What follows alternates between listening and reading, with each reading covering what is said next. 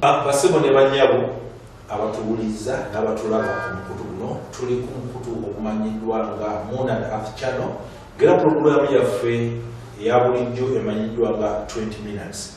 Pozi obutafaananako nga bulijjo mu studio olwaleero nyina abaami bano babiri nga nyina omwami ayitibwa Richard Kasolo Sebagala nga ndina omwami omulala omugisu musajja omugagga omugisu mpozi nange omwajuzi wo MC Ronnie era basinga babimanyi nga omusajja wa Kabaka Ndawula Bob Ronald.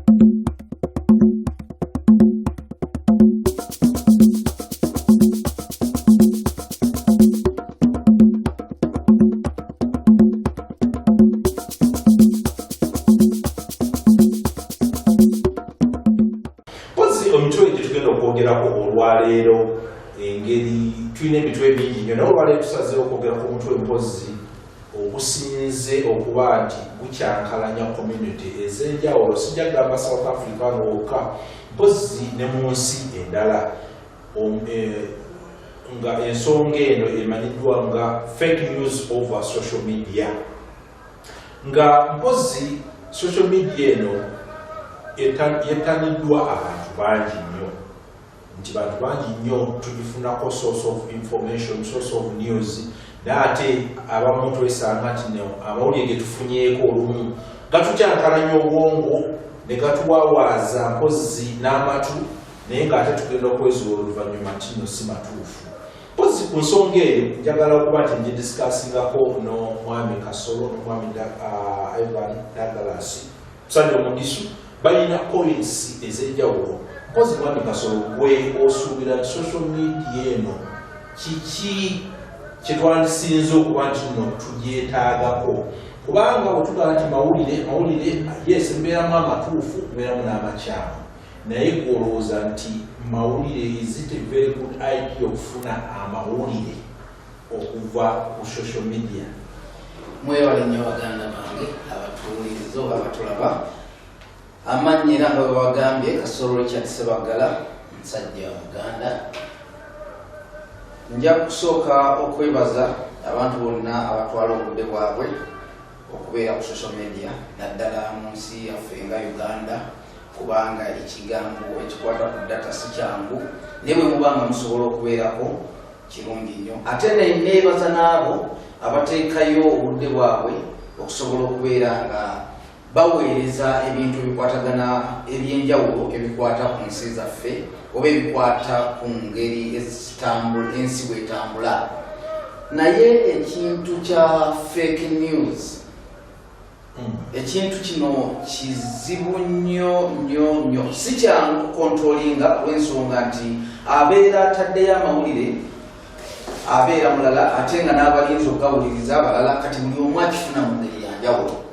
Naye nga amawulire gekikwatako nze ku lwange naalibadde nga nsaba ebiseera ebisinga nti abantu amawulire ge bakwatako nga bwe mumanyi nti ensi zaffe zikula bukuzi tuli mu third world countries ezivaayo obuvi ebintu bino byonna ebya information egira ku social media twakabifuna kati tulina ekintu ekiyitibwa excitement of social media ti abantu engeri gye babeera nti bakakifuna twakakigwamu buli muntu akikyamukiddemu kati tetusooka kusengejja ekintu kyekitukoze obubi kigulira bulungi. Mpozi obuzibu bwe tulina nti nga bwogambye tukyali excited nnyo olwakugamba amawulire emboozi obulimba tubujje ku kabalaza oba mu kayembe netukateekaluza ku international level. Mukulu wa Uganda gwe ensonga eyo gyogerako tya fake news gwe nga gwe mundowoozayo. Sijja kunenya social media kuba social media njagala nnyo. Social media nti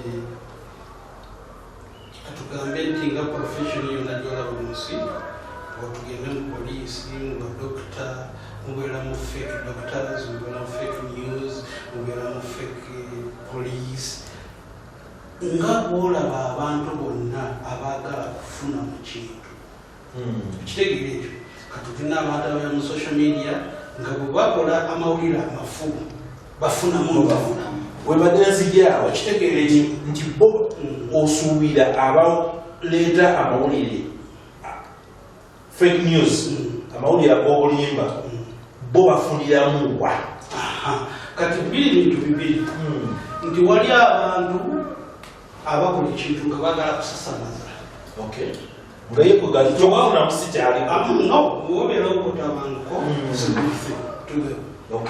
kati wabeera abalala ate abafunamu abantu abahostinga social media nti the moment they go viral baba bakozesebwa ekitegeere ekyo bebantu ababiri awo tekugamba kiraba nti bw'otandika okukola amawulire amafu there's nothing good like bad news on social media.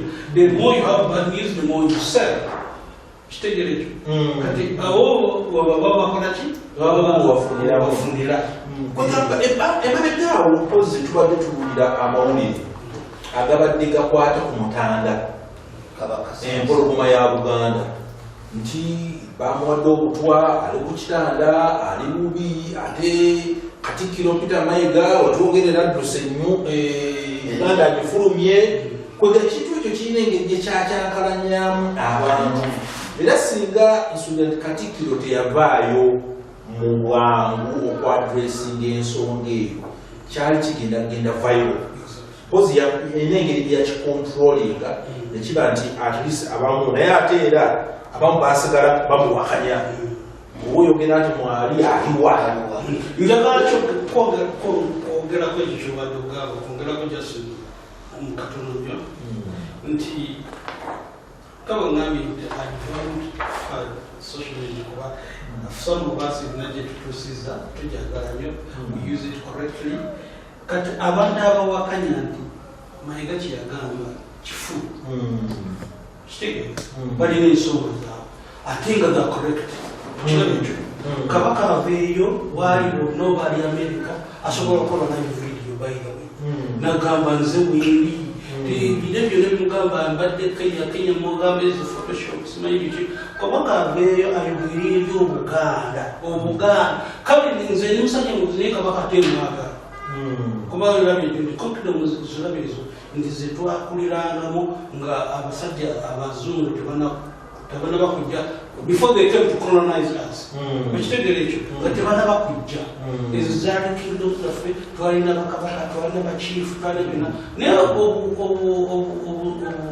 obuzungu bajjawo ebintu byaffe byetukkirizaamu ekitegeere ekyo so kabaka bonna waali era bwabanga bonna bino bigenda live bwaba bwali bonna aveeyo akole live video nti nze ndi Kenya ndi Nairobi ndi Kampala ndi Kisenyi ndi America ndi Manhattan ndi wano bonna akole ekintu ekyo nti Abaganda bonna we muli mubeere bakakkamu nze bonna bwendi mbanamula ndi musajja namula yonna kabaka wonna wabeera abalamula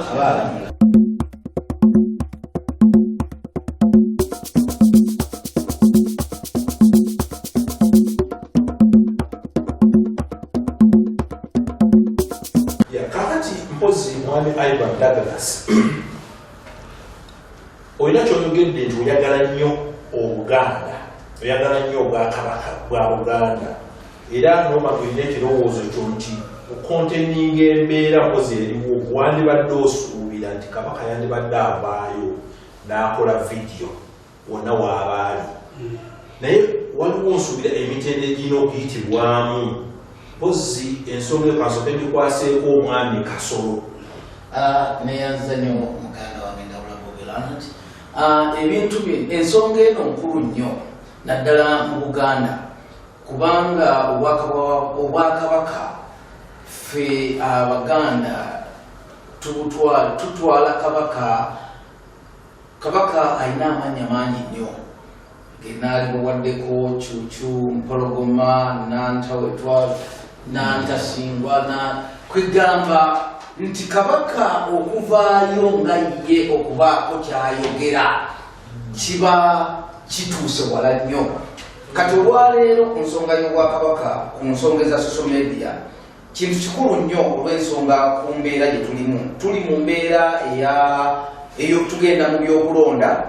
Ensi yaffe ebadde mu bunkenke, tuli mu biseera bya korona, abantu tebalina mirembe olw'embeera nti abantu baavu, abantu tebalina kati abantu balina essuubi lingi nnyo mu kalulu akajja okusuubira okukyusa embeera y'obulamu bwabwe. Embeera kati kabaka essaawa zino nsonga nkulu nnyo, naye ku nsonga ya kabaka okuvaayo in person tekiba kyangu. nsobola kuinterruptinga mu katono nti ekintu kino kyogamba Muzeeyi Kasolo manyi at the moment bwetwogerera kati this is an emergency. Kabaka tafuga nsolo, afuga abantu. Obuganda bwebuuza kabaka aliwa. Kabaka serves. Ulira kabaka asavinga abantu be babikita kutya mu Uganda nedda nti bwaba kabaka taliwo ate obuganda tebubeerawo nti abantu ab'Obuganda be babeebuuza muntu waffe aliwa bwe tukkirizaamu mpozi okuwabulamu Buganda leero wabulamu katono nti Katikkiro y'ani mu Bwakabaka? Thank you very much. Mr. Dawla Kudani, we were dancing jam. Yes, sir. Nga woyagadde okugonjolamu mbadde nzija ku nsonga eyo nti Obwakabaka bwa Buganda tulina eddoboozi lya Kabaka ye Katikkiro. Kintu kyonna ekikwata ku Bwakabaka nga kikwata ku Kabaka, Katikkiro yalina okuvaayo okubuulira ensonga oba okugonjoola ensonga ekwata ku Buganda. Naye ate Katikkiro nga talinavaayo, Obuganda bwennyini Obwakabaka bulina spokesperson. Tibakitegeeza eddoboozi lya Kabaka ye Katikkiro. Kabaka kyayogedde, Katikkiro y'abantu. Kati ate Katikkiro nga talinayogera, waliwo omwami muganda wange, mukwano gwange, nkulamusizza nnyo muganda wange, neiba wange enkumbaawo, Mwami Kiyimba, ye mwogezi w'Obwakabaka bwa Buganda. Era omwami oyo ensonga ezo yayina nga Katikkiro talinayogera oba ayina kyagenda okwogera kyonna nga information yonna ebikwatagana ku Bwakabaka bwa Buganda, okwanjula ensonga ezikwata ku Bwakabaka bwa Buganda oba ku Kabaka, omwami Kiyimba yalina okuvaayo okwanjulira oba okubuulira Obuganda ensonga eziri mu Bwakabaka bwa Buganda bwe zitambula. Kati mbeera jjo ensonga eno bwe yagenze viral, nga bwe mumanyi nti okukyamuka kubeerawo ne ku situation eriwo mu byobufuzi bibadde bingi nnyo, tekibadde kyangu kuvaayo straight kugamba bantu ebiseera ebisinga okwagala okukakasa abantu ate si kirungi, wabula tuba tugendera ku mulambo. Kabaka bwe yali agenda e Nairobi ku bugenyi bwe yagendako, kubanga kati olwaliwo nze ni musajja Muganda nkimanyi nti Kabaka ali Nairobi yagenda ku bugenyi era nga waliwo ensonga ezimututte okuwayaamu ne Baganda baffe oba gavumenti yaffe y'Abaganda baffe ey'e Kenya kuba mulirwano ate era omuliraano gwokya bbiri. Ekizibu ekigwa e Uganda kikwata ku Kenya era ekigwa Kenya naffe kitukwatako. Korona bw'akwatuuka e Kenya tumanya naffe Uganda atuuse. Kakati Kabaka yagenze era mukulu Kiyimba yavuddeyo jjo n'atangaza ku nsonga eyo, n'aleeta ne ku vidiyo ezimu ng'alaga Kabaka yashaddeko mu State House ewa Mwami Uhuru Kenyatta, n'akyalako n'ewa Odinga. Waliwo ebyateeseddwako kubanga byabadde private era babikuumye to privacy nti tebasiyagadde ne ba media kuyingiramu olw'ensonga nti mu media mubeeramu ebintu bingi ebitatuuse.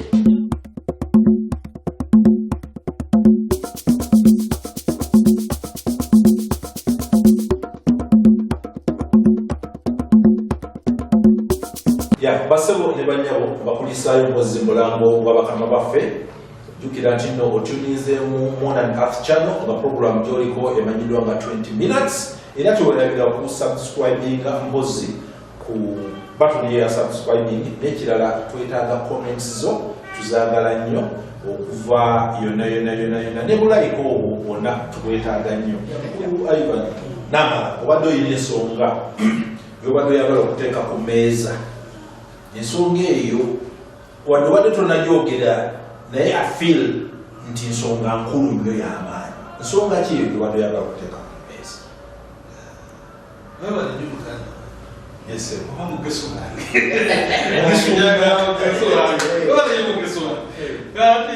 ekizibu ekiriwo Ugandans but Buganda in particular the on tenderhooks ekitegerezo nti bali kukunkeeke manyi ojja kuleeta ebifaananyi byonna nga social media ebyekola byonna kuba tumanyi what can happen in social media naye Buganda Uganda abakkiriza mu kabaka ne kabaka waabwe kabaka bw'ayogera kiba kiwe ekyo kireke kuba kabaka ayogerera bw'aba ayogedde Katikkiro najja n'ayogera kiba kimaze naye at this moment mujja kubanga mulowooza nti at the moment Katikkiro abantu tebamukkirizamu ge mazima Katikkiro abantu tebamukkirizamu right now naye Katonda bw'atugera tutegekere obulamu tubiyitamu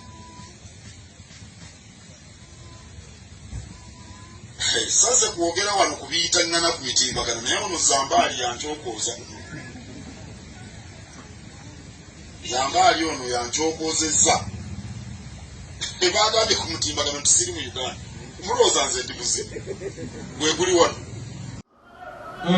mazima nze nkuwulira Buganda manyi lwaki Katikkiro akola bino nabiri Abaganda abasinga sigenda gamba nti Bannayuganda Abaganda abasinga right now Katikkiro tebamukkirizamu nze kyogamba kino kabaka wonna wooli eddoboozi lyo tebalikkirizamu kuba eddoboozi lyo ndoozi ye Katikkiro bw'oyogera nti Katikkiro is the one who takes out the information tebalikkirizamu naye nga nsonga ki gwe gy'omanyi eyavuddeko abantu okuba nti bakkiriza mu Katikkiro kabaka waffe w'Abannayuganda kuba nga ebintu byonna ebyo abazungu tebanaba kubiteekawo ffe twalina ebitufuga si Uganda yokka Africa waliwo system nga ogenze mu America naye waliwo system nga abo bagwira tebanagenda mu America kugifuula yaabwe waliwo system by the way evuga Americans abaliyo si n'abannansi sijja kugenda eyo naye kangende Africa waffe Uganda in particular nti kabaka owaffe kati gwe tulina batumanyi kabaka wa Buganda nti bw'aba ayogedde nti bannange abantu bange nze njogedde leero ndi wano wonna wendi leero nze njogedde teriyo ntankase sikikoze kintu ki naye ebyoke people are tenderhooks the reason being that nti Katikkiro wa Buganda bagamba mukozi wa Museveni bagamba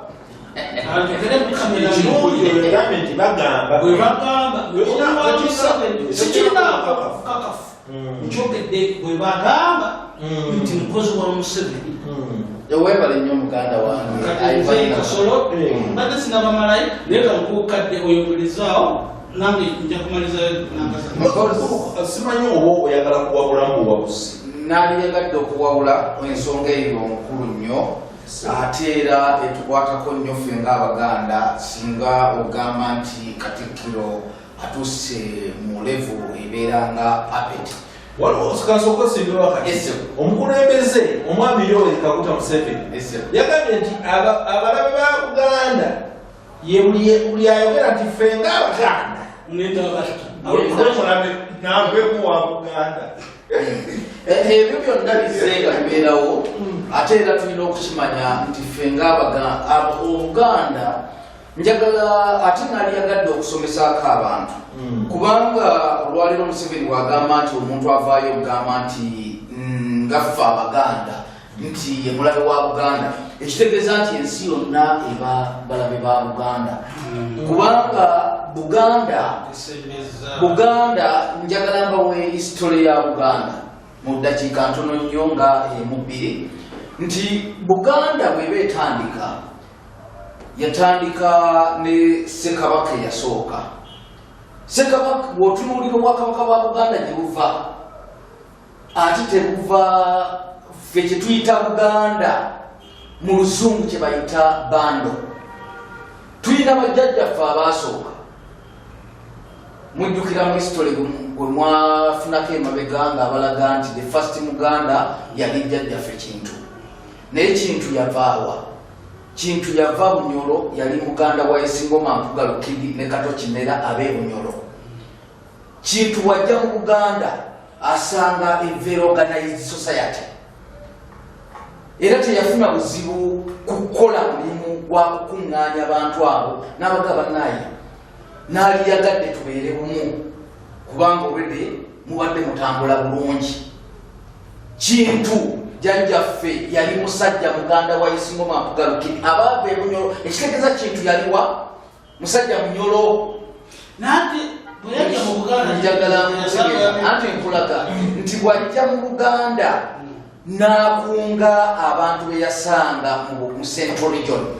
We don't have Buganda by that time by then. Nti bwakunga abantu abo n'abateeka in one bundle. A combination of different species makes a bundle.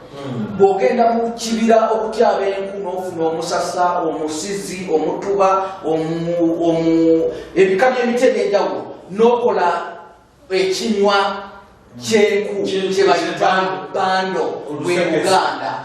Kati olwaleero be Baganda be tulina. They are people who came from different regions, different societies, and they made a bundle. Olwaleero be Baganda be tulina. Chovola bati kabaka wa Buganda. Kabaka amagala nnyo. Chovola bati kabaka wa Buganda tafuga Buganda bokka. Afuga abantu bonna abali mu regioni eyo kubanga ye mukungaanya. Kakati olwaleero kye njagala okubategeeza nti bwe muba musaba eddoboozi lya kabaka liveeyo, kabaka bw'aba yeesize omuntu n'agamba nti ono ye Katikkiro wange ly'eddoboozi lyange, tulina okumwesiga. Naye ate tojja kukaka bantu bonna kumutegeera. Era kyokulaba nti ebiseera ebisinga nga bw'olaba gavumenti bw'etabeerako opposition teba gavumenti era tekola birungi kubanga olw'ensonga nti tebakagijekinga kumanya nsuubiza ekoze. Kati n'obwakabaka bwetutambula olwaliro bwavaayo abantu bagamba nti Katikkiro byayogera ffe tetumwesiga, kituwa ffe ng'Abaganda ate kituwa okumanya nti if there are people who are checking the Katikkiro, that means there is efficiency in the work. Ayagala mugamba okudda ku ntikko nga kabaka yekitafu atukulembedde Katikkiro wajja ekigere waba akissa. Ayagala okugenda mu bibye alindirire bamuloddokayo enkuwe ababeera ku mitimbagano. Ndowooza tyenjogera mukitegedde oba mukitegedde mukube nnyo mu ngalo nga mwebaza Katonda kitaffe awadde Ssaabasajja Kabaka obulamu obulungi. Kabaka by'abaakola abaalikola nga bitambulira ku nti tebijja kunyigiriza balala kubanga waliwo ababicekinga. Kintu kirungi nnyo. Abantu abamu pulezidenti wange kye namusabye Museveni teyalivuddeyo okugamba nti agenda kurasinga abantu abo kubanga bwe baba bajja okubuuza ebibuuzo oba okucekinga batuyambako okutereeza ensi okutambula obulungi. Ebiseera ebisinga ye pulezidenti waffe afuga eggwanga lyaffe ate era nange naliyagadde omuwabulamu nti ebiseera ebisinga abantu balabanga abalabe be ate be bantu abamuyamba okufuga eggwanga obulungi. Yalibadde akitegeera bulungi nti abantu abo abamucekinga be bamubuulira ebituufu ebiri ku ground okumanya ensi erina okutambula wa bwalina okutereeza. Bano abantu abawoza yesa weebale nnyo be bantu abamusuula mu nsobi okulaba nti ensi emulemerera agasajja amawuzi g'omunyama be batuumi olwaleero bamafiya. That's why nti mu Uganda olwaleero bwe mulaba ekigambo kino kizze vayiro ekiyitibwa mafias kiri mu parliament, kiri mu ministers, kiri mu president of kikendera ddala even on the ground of LCs awatandikirwa mu mafia mwebali kigambo kitambudde nnyo. Basajja omusajja afaayo gwera okulungi ennyo tamale negamba abanyampi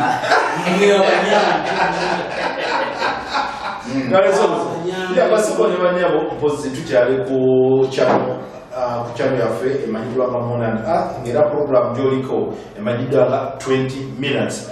Tukusaba nti nno subscribinga era tuweereze ne comments ne likes zo tuzaagala nnyo waawo oba ng'osiimye mpozi be tugendako era mpozi ne wandyagadde twongere okutereezaamu. Tukyagenda mu maaso mwami Ivan yabadde alina ensonga ye eyokusatu era ngenda kusuubira nti ensonga ye egenda okuba ng'esembayo. Yabadde ensonga ki? Katandikira awo nga tuwumbawulira.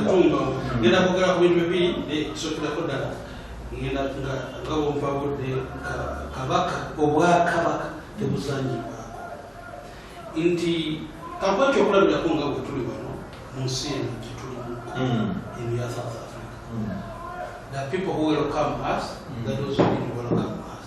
But nti okola ekintu ng'omugwira okitegeera ekibi n'ekirungi then the generalize nga South Africa nti yayireeta abantu yakkiriza nga Buganda Mandela yaleeta abantu Obuganda nga bwe baleeta abantu Obuganda bwaleeta abantu from all walks of life like Mzee Kasonga wagamba nti mujoro simanyi bikiro naye byonna bireese kitegeera right now Buganda bwatugatta nnyo nti never independence yaffe Uganda, not Uganda, Buganda's in the region played a very big role. It was independence. Buganda buli ensi amawanga gonna kabukkiriza mumanyi lwaki kabukkirizamu nti without Buganda nkiddamu kino lwaliro kano ogenda mu kamera nga without Buganda as a region Uganda wouldn't have been there. That's one thing. Secondly, togenda kubeera mukulembeze wa Uganda without Buganda participating in your success. Kitufu.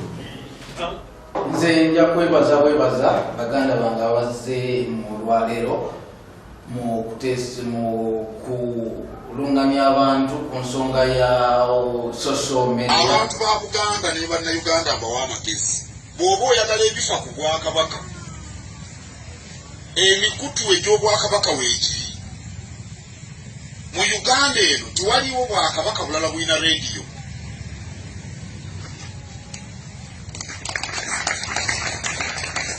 Tewali Bwakabaka bulala na mu Uganda bulina telefayina. Tewali Bwakabaka bulina mawulire gano ag'okumutimbagano bagayita gambuuze. Abavubuka mwagala nnyo okubeera ku ssimu zino seereza. Bw'oba olina seereza n'oteekamu ekigambo gambuuze ojja kulaba amawulire ag'Obwakabaka. Tewali Bwakabaka bulala bulina kibanja ku mutimbagano tebayita website. Naye Obwakabaka bwa Buganda bubirina. Agati Katikkiro bw'ayimirira bw'ati n'abagaa nti Ssaabasajja Kabaka gy'ali ateredde ng'ate gwe ogendera ku bamuloddokayi nkuwe.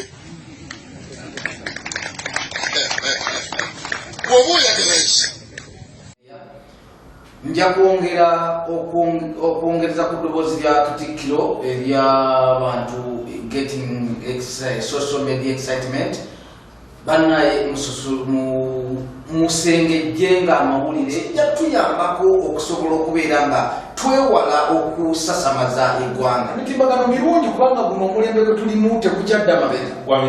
This is .com era tegidde amabega egenda bugenzi maaso. gwe abaagiwakanya osigalira busigalizi mabega n'olwensonga eyo bannange abalabi baffe munzikirize twandibadde tuyagala okugenda mu maaso kubanga ebyokwogerako byo bikyali bingi yaffe ebadde 20 minutes era mbadde n'omwami amanyiddwa nga Ivan Douglas Namara n'omwami Richard Kasolo Sebagala pozi nange omwanyizi wa programu era ndawula Bob Nadi ngera sobola kwerabira pozi omwami ali mu kiyungu afumba omwami Jonathan Kisitu twetaaga likes zammwe ne comments zammwe era ngera kwasimbira wano ngamba nti sharp